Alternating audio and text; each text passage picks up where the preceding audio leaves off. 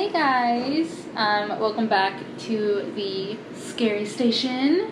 The station.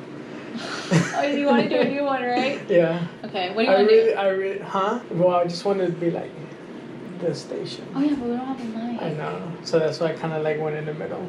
Okay. It's cool. Fuck it. Okay, hold on. We'll start over. Let's roll with it. Oh my god. Whatever. Okay, fine. Welcome back, The guys. station.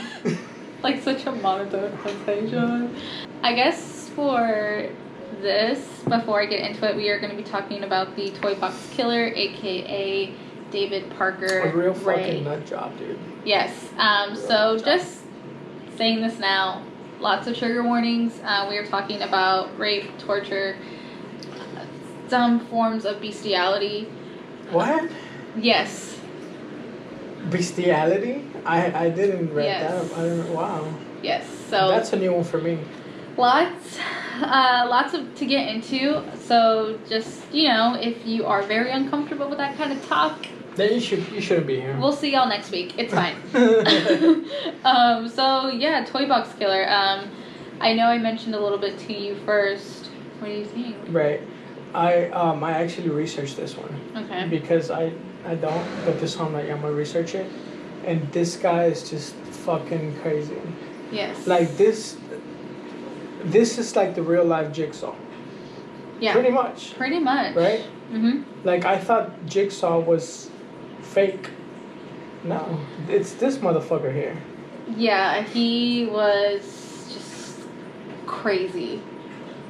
Just crazy. Mhm. It's just like no other way to describe it except for he was literally just like crazy. So Wait, hold on, but before we get into that, check out the merch. oh yes.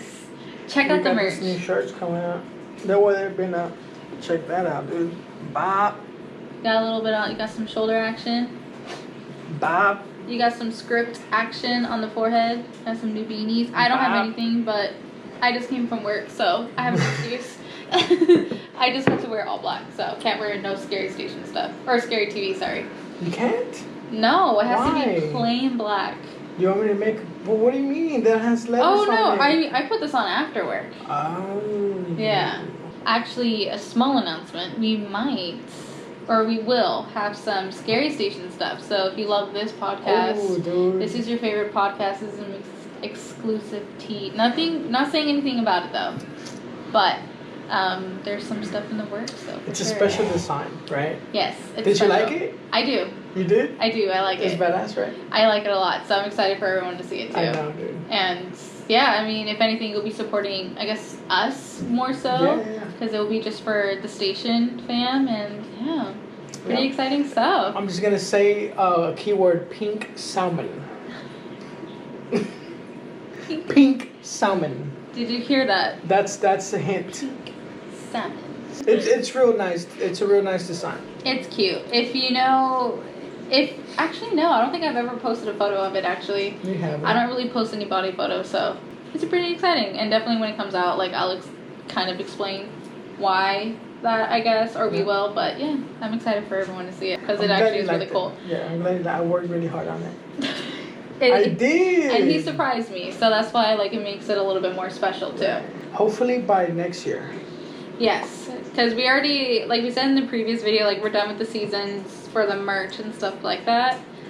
So in this new year, you guys are gonna be getting some cool stuff. We got some Scary Squad, Scary Station now, so exclusively. a nice little branches happening. Yes, and the journeys. Check that. Those Randonautica. Oh yeah, the Randonautica journeys. Those are actually pretty fun to watch because it's just like, what the fuck are you guys doing? They're real. It's scary. We're risking our lives, getting arrested for you guys. So you guys can watch it. But yeah, check out the merch at scarytvusa.com. You ready? No. Dude, this guy. We're gonna ease into it. Don't worry. This guy was something else, dude. Like I said, we're gonna ease into it. So I'm starting at the beginning on who he was. Not a lot was said about his childhood, but the little bit that we know, of course, I'm gonna be talking about that. It was November 6th, 1939. He was born. He was born in New Mexico.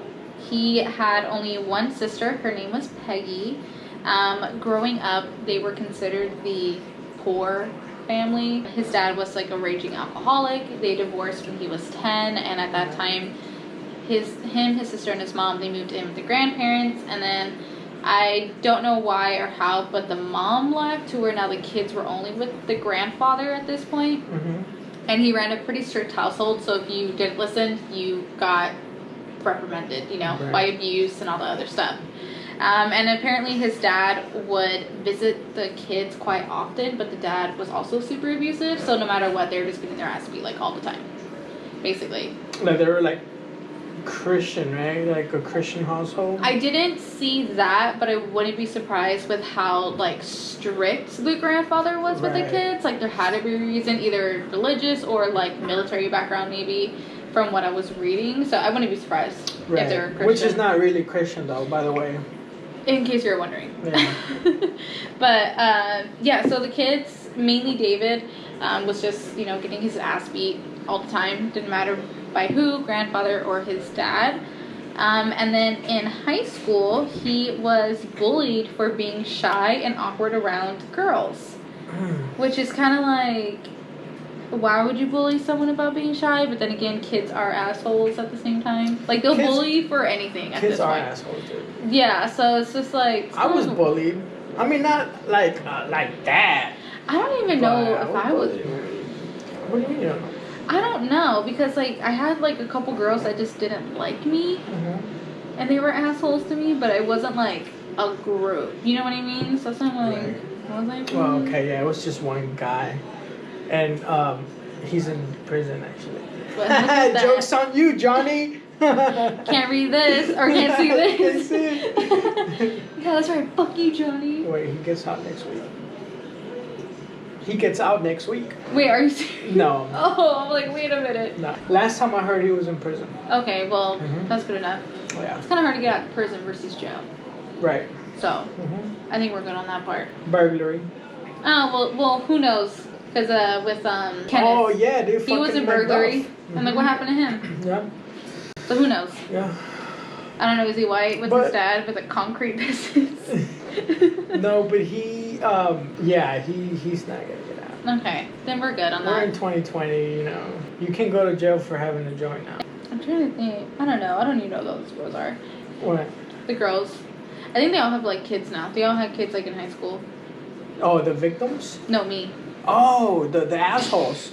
Is there a message that you want to send to them? I don't know. You guys are just valley girls.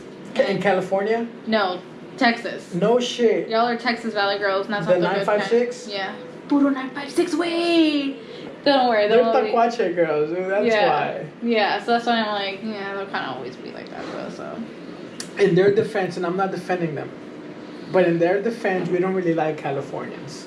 I'm from Arizona. You have a California vibe to you.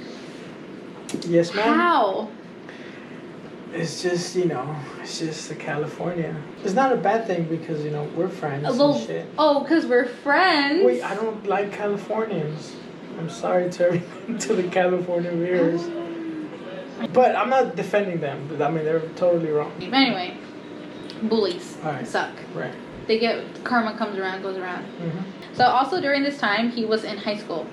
So every time his dad would visit him, he would get him porno magazines. And in these magazines, they were heavily, like, super graphic, like BDSM, which there's nothing wrong with BDSM. But there was, BDSM and also, like, sodomy in there, too. What is sodomy?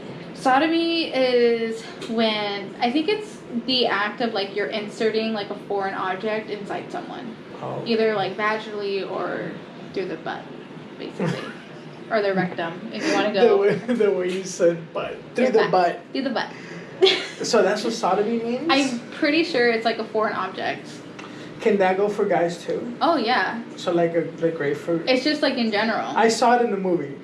Not that kind of movie. No. Hold on, no. It was with Dane Cook.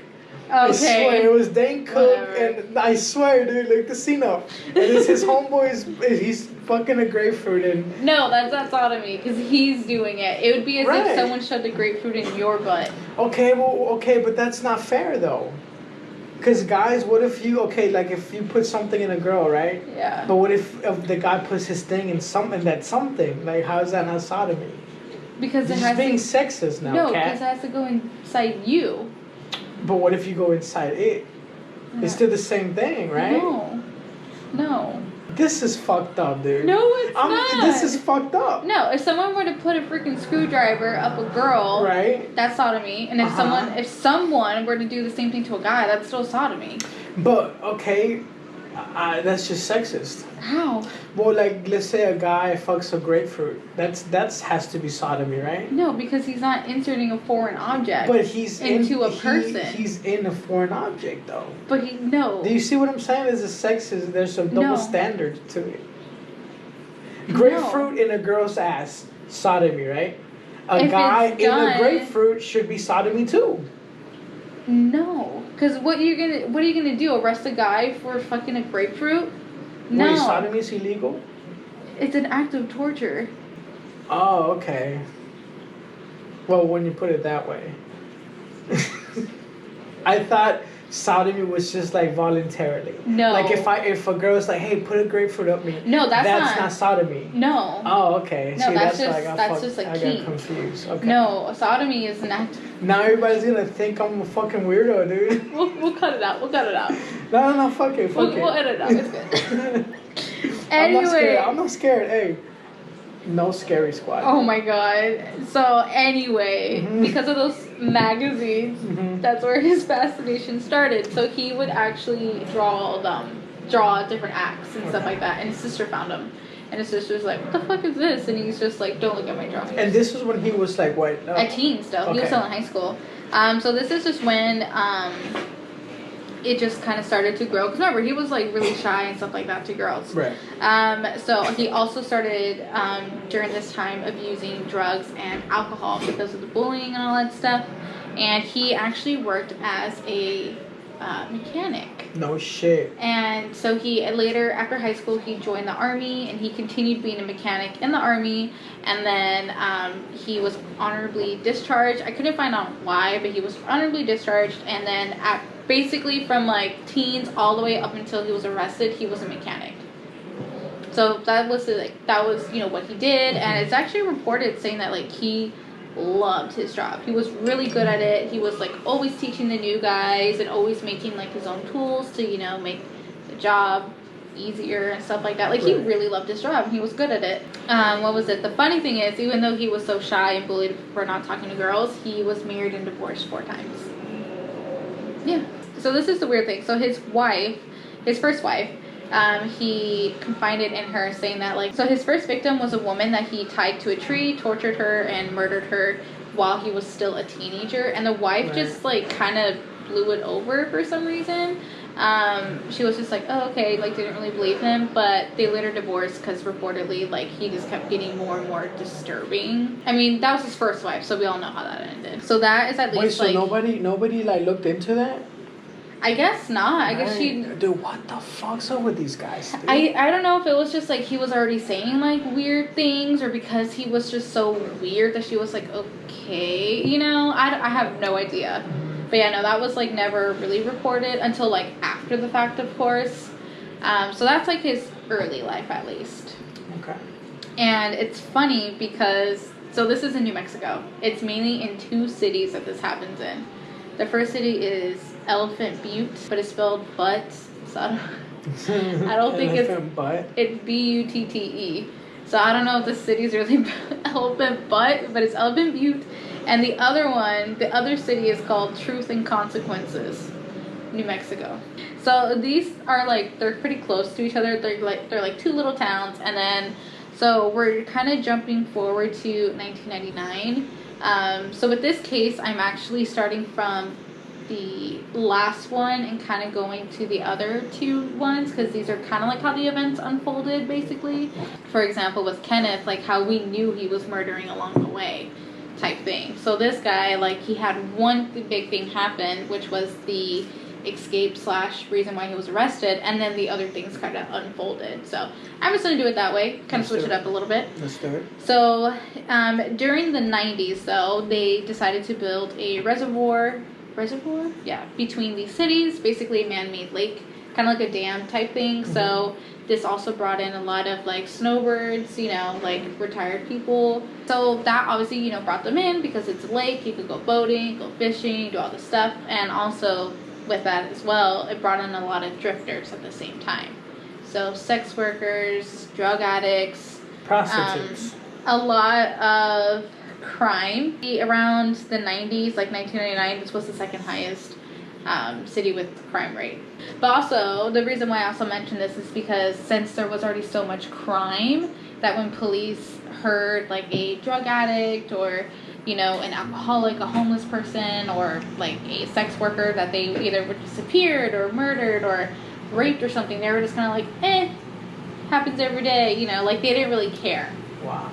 Which kind of shocks me, dude. Like, it happens to every serial killer. And it happens to this day, too. Does it really? Yeah, especially, like, if a woman were to go missing, even though she's, like, you know, a really great, like, she can be the best girl in the world, but, you know, just fallen into hard times and has to be a sex worker. A prostitute. Police hear that, and then they're like, oh, well, you know, she wasn't really anything, was she? And they won't put as much effort in it. Like, it happens to this day still. Really? Mm-hmm. Or it takes like the family of really like they have to fight for their daughter or their son. That's sad, dude. Yeah. I thought that it didn't happen anymore. I thought that we were like way beyond all that shit. No, it still happens. Even with like mental health or something, like simple as like, let's say you were to go missing and then it came out you had just depression. Not that it was terrible, just like a little bit. They would be like, oh well, you know, since he had depression, like he would just run off, right? Like he's more successful.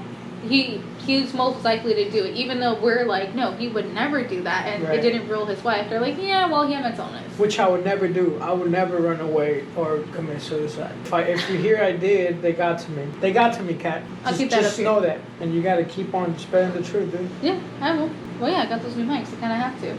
But that's what I mean, though. Like, it still happens. I had no clue. To this day. Now we're gonna go a little bit back in a way. So we're gonna be talking about Cindy Hendy. I'm just gonna refer her as Cindy. She was actually David's girlfriend and also his accomplice. So I'm gonna say a little bit about her as well. She was born in 1960 in Everett, Washington, which I lived kind of by there. Her life was also very unfortunate and hard. She grew up with an alcoholic mother who just did not want to be a mom at all. She would like starve her daughters, not give them money for anything like that either. So it would be to the point where Cindy would be like begging for her mom, like hours for even a can of tuna, and her mom would like throw a can at her to shut her up. So like she had a very unfortunate life as well. She grew up watching her mom being abused by boyfriends and all that, and then later on her stepfather, she got her stepfather at 8 years old, and then at 11 he tried to crawl into her bed and rape her. And so when it came out, when Cindy told her mom took her stepfather's side. Of course, dude. Because the stepdad... Why the fuck does that always happen? I don't know. I wish I knew. Like, if I had a daughter that told me that, especially about, like, a stepdad, it would just be like... Anybody. Well, no. I mean, of course, like, anybody. But if it's, like, not even, like, her dad, it's like, why would you even want to believe him in the first place? Yeah. Like, you should believe your kids. Someone's getting shot. For sure, if it was my daughter. My daughter wouldn't even finish the sentence before I go and kill them. Right. Like, I'd be like, say less. Let's go right now. If you shoot them below the waist in Texas, you can be tried as a murder. Well, look at that. Mm-hmm. Around this time, though, she was already 11, I guess, when the truth came out. And then her stepdad was saying, like, oh, no, it was a drunken mistake. And I mistook her room for ours. So her mom was like, okay, well, Cindy, get out. So her mom kicked Cindy out at 12. So, you know, she, of course, was 12, and so she was dating the wrong older people. She began starting to turn to sex work. She was an alcoholic. At 12, like, dating anybody is wrong. Well, in my opinion. No, but she was dating, like, drug dealers and stuff, like, older guys. And she, you know, became a drug addict and also an alcoholic herself. Right. She ended up having 3 different kids from 3 different dads, and kind of, like, around... when the youngest turned 10, that's when she kind of like gave him up. She was like, I don't take care of him anymore. So she gave him like to her mom, basically, to raise him. And also it is reported that she enjoyed very aggressive, violent sex that included rape fantasies, to where an ex of hers said that Cindy told him, we should just go rape somebody, maybe a prostitute. Like, she, like, enjoyed the rougher things in life. So in 97, she fled Washington because she had charges of grand theft and drugs. She moved to Truth and Consequences, where she met David at their jobs at the state park. She was doing, I think, like, community service or something like that, and he was a mechanic. So that's where they met. They bonded over their violent sexual fantasies with each other. They moved in with each other. Cindy said, when I moved in, he started to tell me about all the women he murdered. He said at least one a year for about 40 years. 40 years? So no one really knows when they started. Right. They're just thinking that he was probably been killing since he was a teenager. And this is when everything kind of unfolds. He's like already like 55 or 65. So like, he's pretty old. Right, because he was old when they got him. Yeah. And he was already like enjoyed and shit. Oh, what a son of a bitch, dude. Exactly. At first, I didn't believe him, you know, because they enjoyed, you know, the rougher things in life. Right. So she was just thinking like he's just saying it to kind of like rile her up or something like that, and then she was also just kind of scared of him at the same time. It was just funny. There's just like no other way to say it. It's like they're the innuendo was just like fucking perfect. It's like that's like the easiest way to say it. Now we're gonna get into like the big, like the reason why they got arrested and what happened and all of that. So this is in March 2nd, 1999. There was Cynthia. I cannot pronounce her last name, so we're just gonna call her Cynthia. She was 22. She was a sex worker, and she was kidnapped in a parking lot. So David went up to her pretending to be an undercover cop, and I guess she kind of tried to bribe him or something with like a blowjob, like, I'll give you a blowjob if you like leave me alone. And so that's when he was like, oh, now you're arrested for soliciting sex. So he handcuffed her and threw her into the RV, where inside the RV she was also met with Cindy and David, they went ahead and they tied her up and gagged her as well. And they drove for about over an hour to their house in Elephant Butte. And in the car, or in the RV. Just put a big old elephant butt just like right here, dude. With like a tail. And so in the RV is when they went ahead and they stripped off her clothes, and they also put a metal collar on her, very similar to like a dog collar kind of. And so when they got to the house, because they had like they basically lived like in a double wide, and then it was just like a lot of land, and that's where they had this like little trailer, like little, you know, the truck pulley trailers. Right. It was soundproof. David spent over $100,000 on this, called the Toy Box. The Toy Box, that's right. And I also saw another, like a photo online. I'll try to find it if I can, but they also had like a little like welcome sign almost, but it said the Devil's Den, I believe, or Satan's Den. Yeah, one of those. So, I actually researched this Toy Box. Oh, well, look at that. So it's Satan's Den. Yeah. And so they put her in there, and so he had in the middle of this trailer was like a gynecologist chair, you know, like the one where girls sit in, and then they are little stirrups where, you know, your legs do spread apart for the doctor, while this one was modified to where your legs would be on there and they would be so spread apart your hips would either pop out of place or muscles would be torn. So this was not, you know, a normal gyno chair.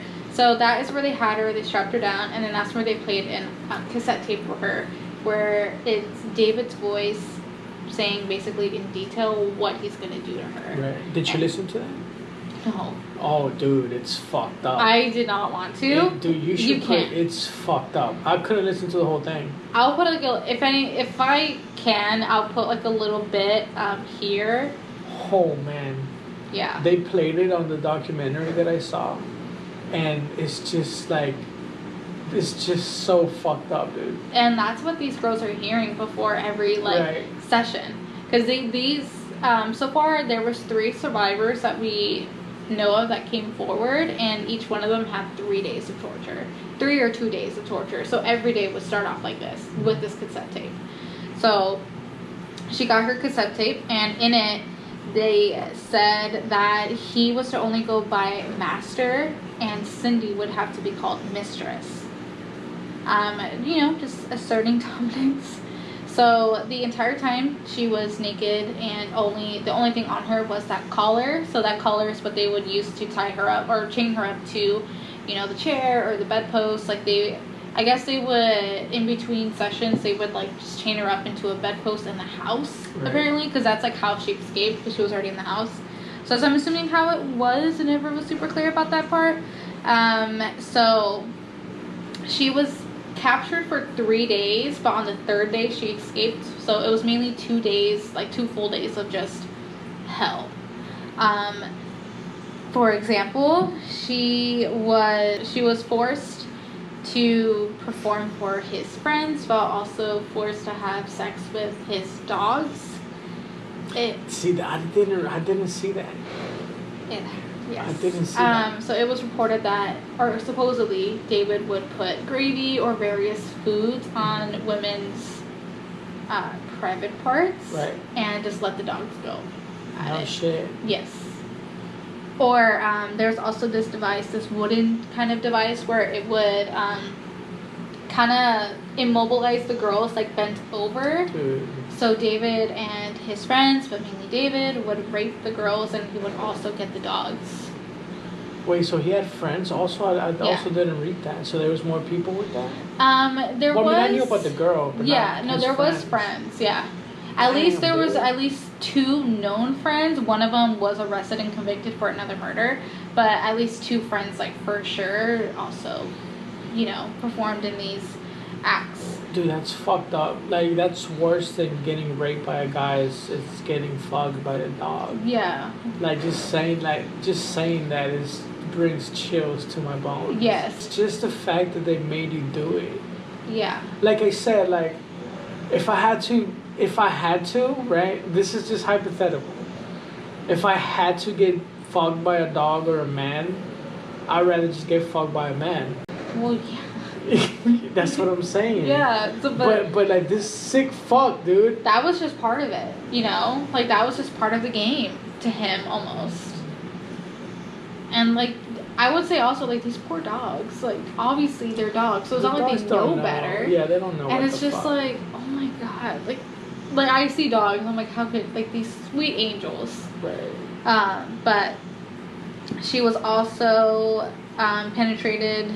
That sounds so funny. She was also penetrated by, like, large dildos, but these were just, like, normal ones. I saw the one that he made with the spikes too. Yes, so there was one. It was like it was a large dildo. It was a sick fuck, man. And at the base, like at one of the bases, so basically, like, it's so weird to describe, but basically where the balls are, he had nails, like, sticking straight up to where it would rip inside the girls and tear, and then also at, like, the very end, like the very, like, base had another layer of nails but sticking straight out.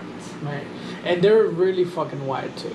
Yes. Like, though I've seen those. Like, it wasn't little thumbtacks. Like, no, these were like nails. No, I mean like the actual dildo. Oh no, yeah, those. It was like fucking huge, dude. It was like, who do you think this is fitting in? Right. A horse. Exactly. So that's why, like, through and through, even just the dildo was an act of torture alone. Right. And then he also had another machine that it was a dildo attached to this thing where it would, like, kind of go like rapid fire, but like really fast, and like basically it was made to, like, hurt the girls. Like fully automatic. Like destroy the girls, yeah, basically.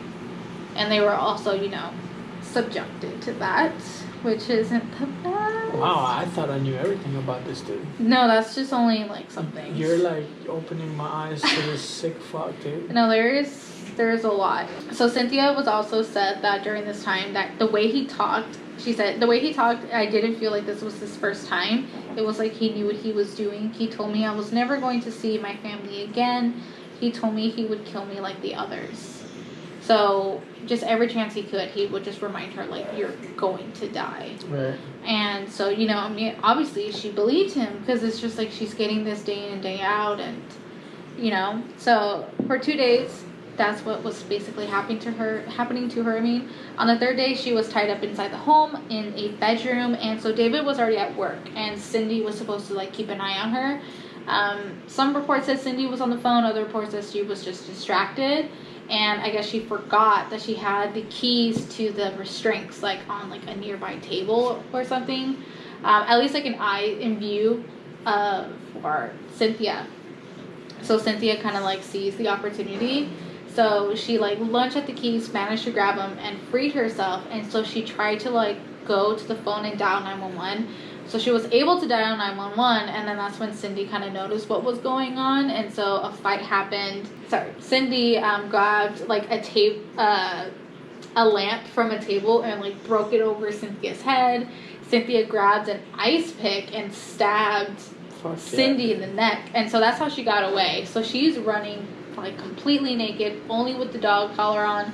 You know, she's like bruised, she's bleeding everywhere, like she's battered basically like to the T almost, you know. So she's running, she runs to the nearest neighbor, and you know, she's like knocking on the door and all the stuff. The neighbor lets her in, you know, gives her like a little covering, and they call the police. Well, so by the time that the police already came by, or by the time the police were called, they were already at the house because the first 911 call was ended so abruptly, basically. Right. You know, so they were already at the house. So David and Cindy were, of course, they were arrested. They were trying to say that their story was Cynthia was a heroin addict, and they were just trying to help her detox.